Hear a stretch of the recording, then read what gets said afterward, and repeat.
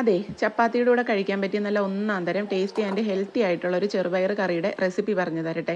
അപ്പോൾ അതേ മൺചട്ടി അടുപ്പത്തേക്ക് വെച്ചിട്ടുണ്ട്. അതിലേക്ക് വെളിച്ചെണ്ണ ഒഴിക്കുക. വെളിച്ചെണ്ണ ചൂടാകുമ്പോൾ കടുകിട്ട് പൊട്ടിക്കുക. ഇനി ഇതിലേക്ക് വറ്റൽമുളക്, ചെറിയുള്ളി അരിഞ്ഞത്, കറിവേപ്പില എന്നിവ ചേർക്കുക.